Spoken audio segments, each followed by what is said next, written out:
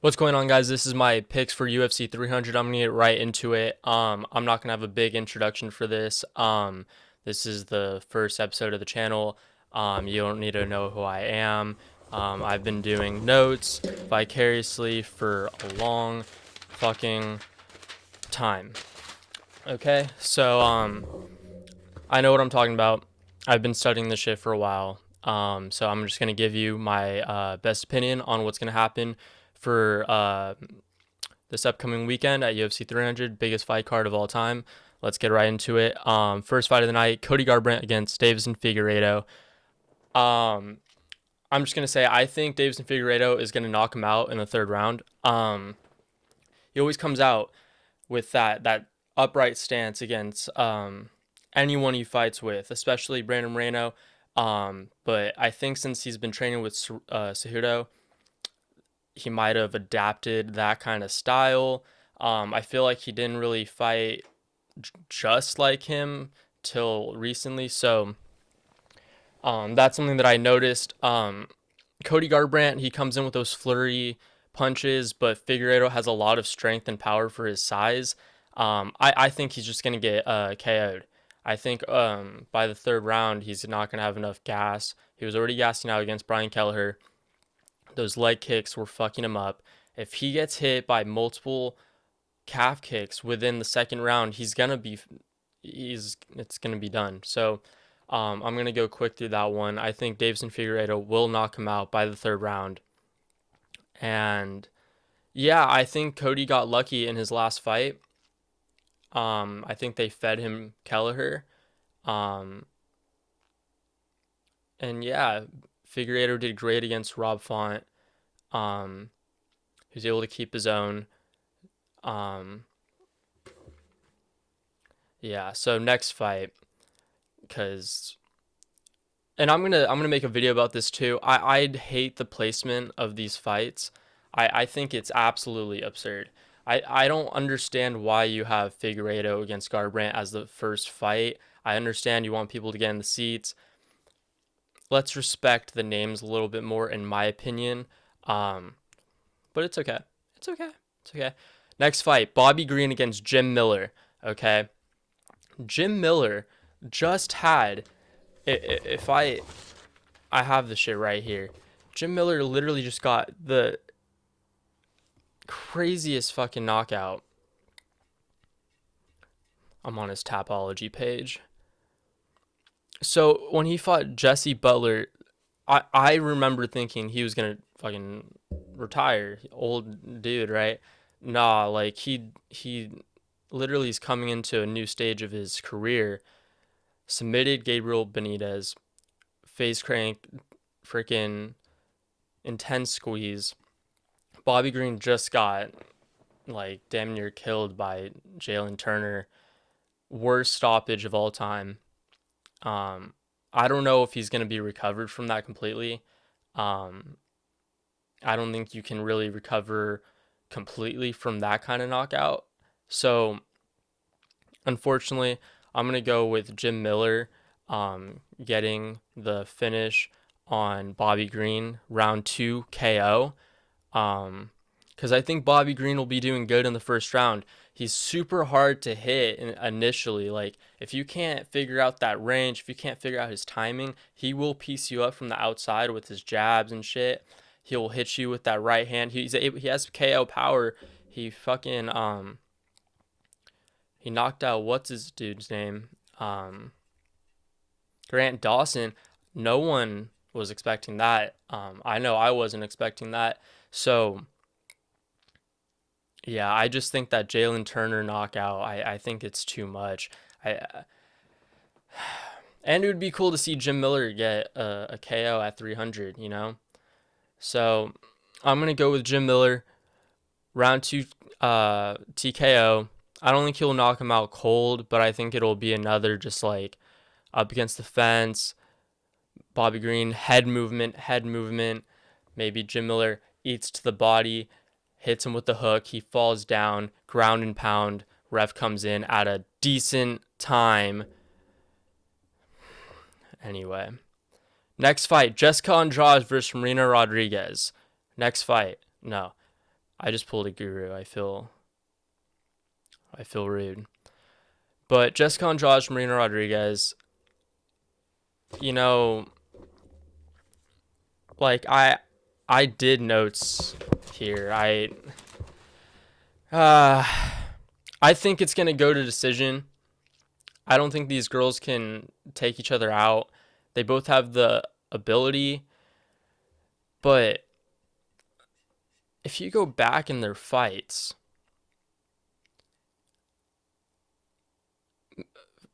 Marina Rodriguez, she went to a decision with Mackenzie Dern. I don't care what happened. You don't go to decision with Mackenzie Dern. Her striking sucks. Um, but I don't think Andrade's striking is good enough to get Rodriguez out of there. I think it's going to be kind of a stale fight. I think this fight should have been on 300, but again, I'll talk about that shit in a different video. Or not 300, 301. Um, but yeah. I'm going to keep this one nice, quick, and simple. Jessica Andrade, decision win against Marina Rodriguez. Next fight. Okay, this fight might be crazy. This could be, in my opinion, the underdog fight of the night. Because Jalen Turner against Renato Moicano. Moicano, this boy has an intense chin. Like, I know Fazeev knocked him out in 2020, but oh my god, this guy can take power. He just doesn't give up. He has great submission ability. Jalen Turner coming off the nasty KO to Bobby Green, what I was just talking about. Lost to split decision against Dan Hooker. I think he should have won. Split decision to Mateus Gamrot. That one, you pick Jalen. No one's going to be mad at you. So, yeah, this will be a war. I think the range is really going to fuck with Moicano. I think, if I look right here, I have CTE, so I don't remember shit. The teeps, yes, there we go. The teeps of Jalen, I don't think Moicano is gonna like. I just his range, his reach, his speed. I don't think it'll be matched by Moicano. And then if he does try to go to the ground, I think Jalen Turner is going to be able to put up a really good fight. He was able to keep his ground against Gamrot. He has submissions and in the past. He's gone a triangle choke before the UFC. He got a mounted guillotine against Brad Riddell. So, Jalen Turner has weapons. And I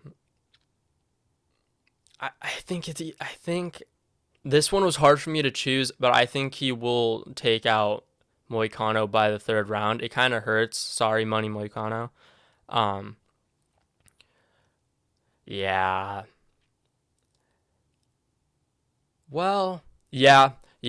I think he'll take him out, and it might be a clean knockout. It might be like a clean, straight right that just puts Moicano's lights out after 2 rounds of war. But that's if they don't continuously go into the clinch. I could see Moicano trying to make this a clinch game, which would be smart. Clinch, elbows, take him down, try to submit him fast. Yeah, if you're gonna pick Moicano, hope it's like a sub, because I don't even know if he can sub Jalen. So yeah, round 3 TKO or KO by Jalen Turner. Next fight, Sodiq Yusuff against Diego Lopez. Holy shit, dude. Okay, so some people are picking Sodiq. I saw this fucking fat ginger by the name of Guru. He thinks I think he said he's gonna pick Sodiq, and I don't see it. Diego Lopes just knocked the fuck out of Pat Sabatini. Okay. He went to decision with Movsar Evloev, or however you say his name, Evloev. Damn near submitted the dude multiple times. Okay. This guy has multiple knockouts before the UFC. I don't think Sodiq has a chance. I think this will be a round one KO. It's very similar to the Pat Sabatini one. Diego will get tagged because he's not. This doesn't happen often, but the hooking strikes, the very winged strikes, instead of straightforward, he gets hit by the winged, and that's what Sodiq throws. So I think he will get tagged a little bit, but I don't think it'll affect him too much. I think he'll take him out pretty fast. Um, he's got and his submission ability. Like, even if he does get tagged, he might just pull guard. He might just pull guard and then twist your leg off. And I don't see Sodiq being able to defend that, like, at all. I'm looking at my notes. Like, he can wrestle. He's calm and stuff. He knows, he has great technique. He's a great fighter, but right now I think there's a thing with momentum, steam. I don't think you can pick against Diego Lopes right now, or Lopez, however you say his name. He said his name is Diego Lopez, so I'm confused. Oh boy. Okay. Holly Holm against Kayla Harrison. Ah, best fight of UFC 300. Totally. So Holly Holm has a chance. Holly Holm has a great chance if Kayla doesn't make weight. If Kayla makes weight and she can balloon up to like 155 by fight night, I think it's donezo for Holly. She has no shot if Kayla can make that weight. So I think on the feet, people very much underestimate Kayla Harrison. She has a good bouncing style. Okay, she throws that jab out there. Okay. Let me just turn the page to the 1,000 notes I've taken. Fuck. Yeah, no. She's great. She's great. She's great. I don't even want to. I feel like I shouldn't even have to explain. Like, she's an Olympic judo champ. She can hold her own in the striking. Okay, she has been beat by Pacheco. I forgot her first name in PFL.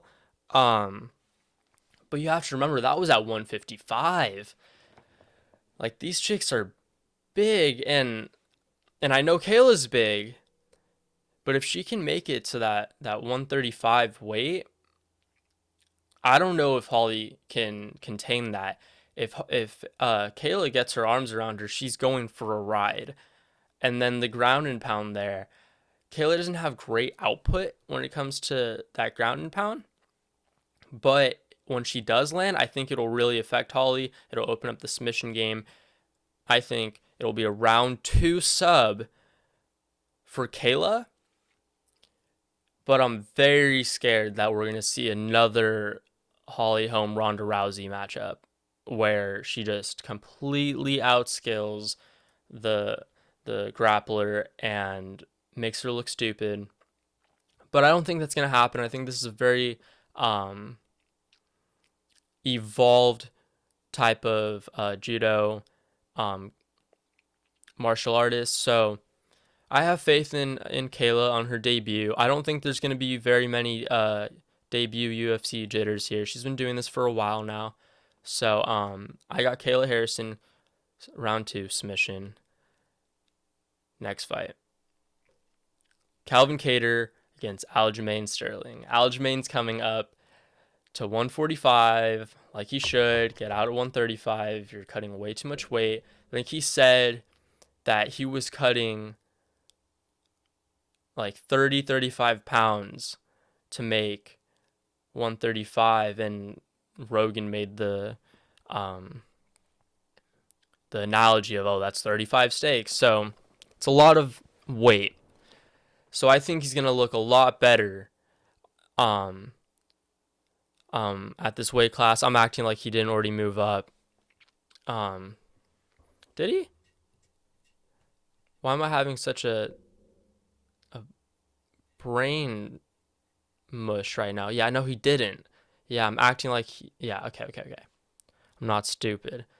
But yeah, no, I think he's going to look a lot better at this weight class. He's doing grappling matches and stuff. Calvin Kattar, great boxer. Okay. Got outboxed by Max. But who's not going to get outboxed by Max, right? Like, yeah. Well, actually, we'll talk about that soon. I don't know. Like, this fight's kind of a mystery for me because I feel like Calvin's great. He just had the knee injury. Yeah, against Arnold Allen.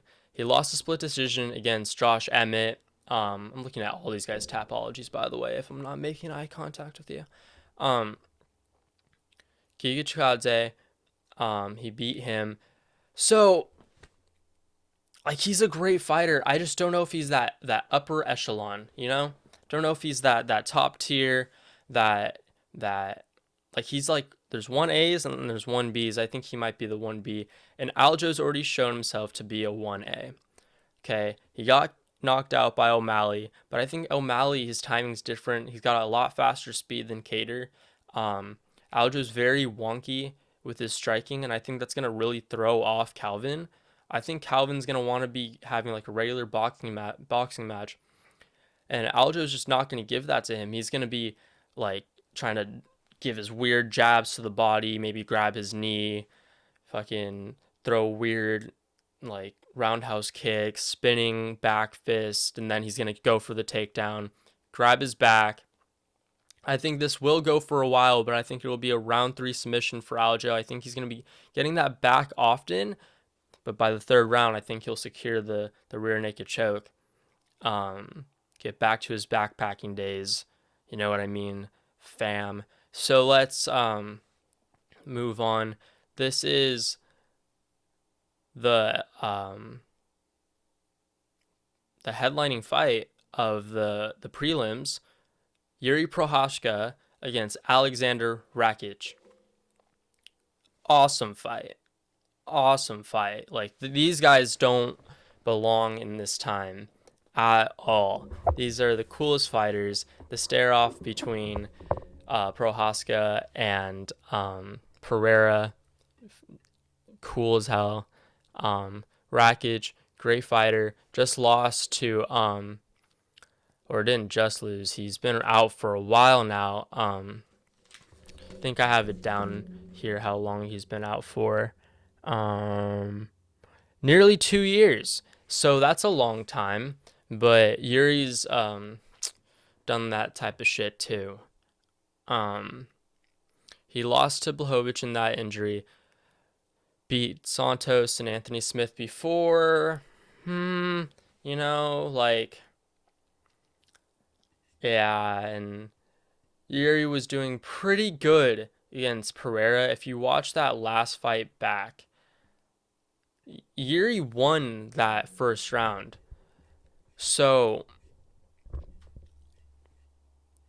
I don't know. And he went to war with Glover. I don't know how you don't pick Yuri here, in my opinion. I don't see. Yeah, I don't see it. And I also just lost my page. It's okay, guys. I'm fine. Okay, there we go. Yeah, no. I don't see how you can pick against Prochazka. He's literally a real life statue. He is the European Poeton. I don't know what I'm saying at this point. I think his unorthodox style will do very good against Rakic. his awkward movement, going side to side, throwing the uppercuts, hooks, backing up, kick, head kick, spinning elbow. I think Rakic can be like, what the fuck? Like, even though he has his own great style, you know. So yeah, like he has good calf kicks. He throws a jab a lot, fights off that jab. His straight rights are what I call baseball throws. Fucking wings that bitch, wings it. I think Yuri's gonna see that shit from a mile away. I think it's gonna be coming fast, but I think he'll be able to counter it. But these guys are tough. I know Prohaska just got finished by Pereira, but that's Pereira, and it was also kind of an early stoppage. Mark Goddard could have let it go, buddy. But I think this will go to decision. I think it's going to be a great fight right before the main card starts. I wish it was on the main card, but it's okay. Great fight, though. Great fight.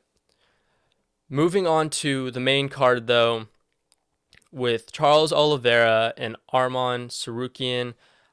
I think this is still the order of the card, but I'll look that up right now. No, it's actually Bo Nickel against Cody Brundage, so they are opening it up. Cool, that's good. I'll go to that fight then. Bo Nickel, Cody Brundage. What are we doing with this on the main card? I hate that I keep mentioning this, but Jesus Christ, guys. What is happening? Yeah, Bo Nickel sells, but he's also had what? 2 fights in the UFC, guys? What? Anyway. Very skilled fighter, Bo Nickel. We all know this. He's freaking... I have his credentials right here, I'm pretty sure. This dude, that probably sounds terrible for you guys. I'm sorry. But he's a Penn State wrestler. I don't have it. Oh, national champ. 120-3 collegiate wrestling record. Like that's pretty absurd. It's a pretty absurd wrestling record. So Cody Brundage isn't going to try to wrestle with this guy. No one is. We all know that.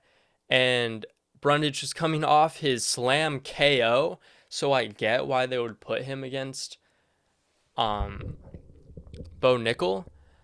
But at the same time, like don't just give these guys like I don't know. He didn't deserve a Bo Nickel fight, and Bo Nickel really deserved to have someone that could test him. I don't think this will be a test. I think this can be kind of similar to the Val Woodburn fight, just because Cody Brundage wants to brawl, and he's so sloppy. He's so sloppy, like my words. Cottonmouth, but like, what are we doing here? This will be a round 1 KO for Bo Nickel to start off the night. Okay, I see why you did it. You want everybody to be like, "Oh, Bo Nickel is a fucking savage," which he is, but let him prove it against someone good, right? Not Cody Brundage. Awesome slam KO. But if we look at who he fought before, like, okay, he won the fight against Jacob Malkoun because of back of the head elbows. He lost to Cedricus Dumas, lost to Rodolfo Vieira, to arm triangle. Makes sense. And he lost to Mikol Oleszejczyk, or however you say his name. It's a hard one. Lost in the first round with hammer fists. I understand people might say Polish power, screw off. He beat Tresean Gore, but he proved that he is not really legit. Like, what are we doing? What are we doing? Give Bo Nickel someone that he can compete. Okay. Anyway, Bo Nickel, round 1, KO against Cody Rundage. Next fight, Charles Oliveira, the real fucking people's champ of the WWE. Or the fuck, I just said that. Kill me, guys. Kill me. The people's champ of the UFC. I want to die. Want to die now. It's okay. This is happening. Yeah, Charles Oliveira against Arman Tsarukyan. This is going to be a banger fight. Charles coming off great win against Beneil Dariush. Okay. Beneil kind of on the downslope, right? We all know that. But like, yeah, he lost to Makhachev. This win streak he accumulated, right? Just with Gaethje, Dustin, and Michael Chandler.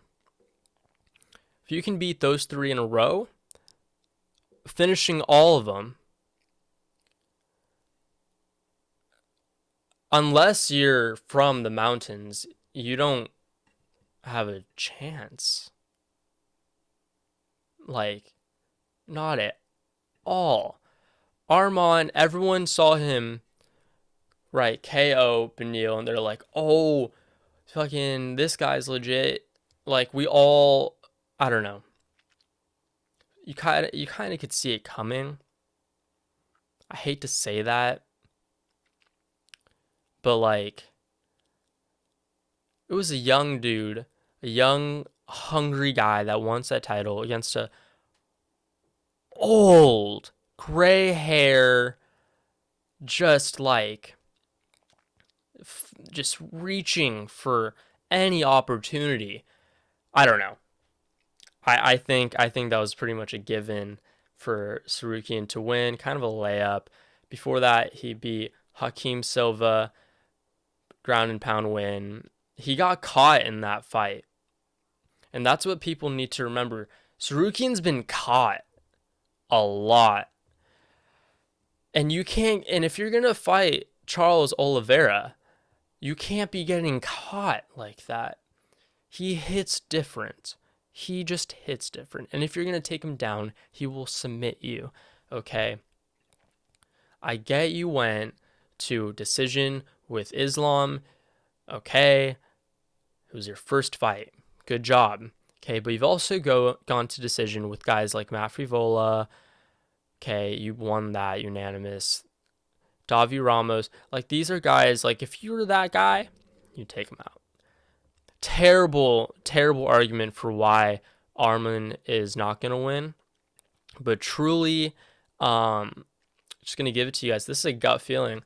This one's truly gut. I just don't think you can be getting tagged in fights against like Hakeem Silva and then go against Charles Oliveira and be like, oh, I'm going to knock him out and expect to not be knocked out or submitted. I don't think that's realistic. And Arman, he'll have his shot, but I don't think it's now. I don't think it's now. So I'm gonna go Charles Oliveira, round 2 KO. I think he will find that chin, and I think he will prove who the real champ is. That was so cringy. Anyway, on to our title fights. Justin Gaethje against Max Holloway for the BMF title. Holy shit. Max Holloway coming back up to 155. Okay. Coming off the craziest knockout against the zombie. Okay. Fucking zombie. Yeah. So, and then Gaethje coming off his knockout against Dustin Poirier. Same knockout as Leon Edwards, just opposite sides, different stance. Man, this fight is cool. This could be fight of the night. I still think that the Jalen Turner Moicano one might slip in there. But I'm only saying that because I think this one might be a little sad, and I'll explain why. In Max's last fight against Zombie, boy was doing really good. But if you look carefully, there was a lot of things that you can see. Like, yeah, he's good at getting out of range from that calf kick, but when he does get hit by that calf kick, that shit affects him. He doesn't like it. Now, get calf kicked by Justin Gaethje. He's known to have like the hardest calf kicks in the division, and his power, you were getting hit left and right by Zombie. Max is great at rolling with punches, rolling, but so is Gaethje. Arguably better at rolling with the punches. They both have insane chins. Max has never been knocked down, I'm pretty sure, in his 28 fights. Insane. Former featherweight champ. I feel bad because I am gonna pick Gaethje. I'm gonna pick Gaethje here. And I think this is gonna be very Tony Ferguson-esque. I think this fight is gonna be a little sad, and I think it's gonna be not the decline of Max, but showing that he's a one division fighter and that he should probably stay in his lane. Unfortunately, I don't like saying that, but I think Gaethje's going to show that he can't take hits from that weight class. Because if you watch back the Dustin fight, when Max went up to 155 initially, very short notice, right? But those hits were affecting him. They were affecting him.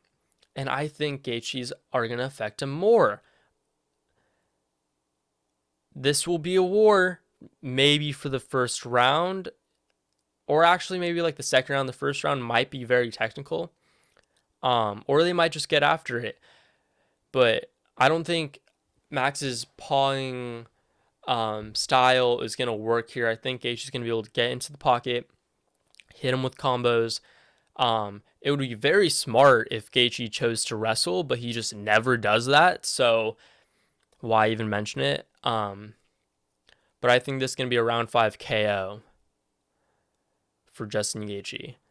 I think it's going to be very brutal in that third and fourth, and then by the fifth, I think he'll take him out. Maybe even like a standing stoppage. Just because Max doesn't go down, but I do think he will knock down Max. I think Max will take his first knockdown. But I feel bad because a lot of people are thinking that Max has a chance, and I just don't see it. I think he's going to get outclassed, and I feel bad for thinking that. I hope I'm wrong. Hope it's a great fight, goes to like a split decision or some shit. I don't know. But I'm going to go Justin Gaethje round 5 TKO. Probably against the cage. Yeah, let me go back to this because Gaethje, or maybe not against the cage, because Gaethje's been cool with people with people backing him up, and he's been hitting those counters. So maybe he does drop Max, and that's a stoppage. Maybe kind of like a Cerrone stoppage, right?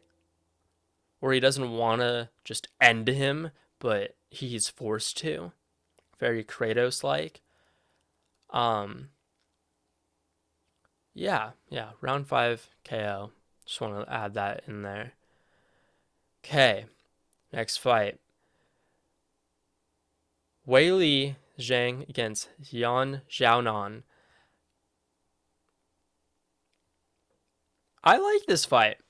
Studying this fight was pretty fun. These chicks are gonna fight. They're gonna give a great fight, I feel like. Think it's gonna be pretty competitive, maybe for a round. Because Yan cannot grapple. Or at least she can't grapple with the highest tier. That's all I'll say. Because if you get, like, I understand Carla's credentials, Carla Esparza, I understand her wrestling credentials. You got finished by her. Let's take that pause in. You got finished by her. And we don't expect Wei Li to just take her down and put her in that crucifix again. Give her PTSD. Little flashbacks. Come on. Wei Li is going to put the pressure on her. Going to be hitting her a little her jabs, her front side kicks. Going to be pushing Xiao Nan across the cage with those side kicks. Okay.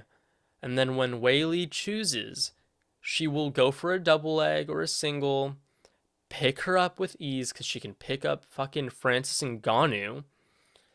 She'll slam her down, advance position, and then go to work.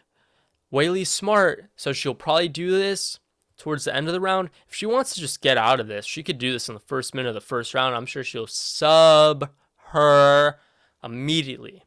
But I think Wei Li likes to fight, so I think she'll probably be like having good exchanges on the feet, really putting the pressure on in the first couple minutes of the fight.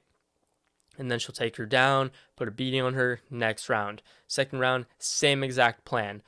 Putting the pressure on, side kicks, calf kicks, combos, jabs, overhand.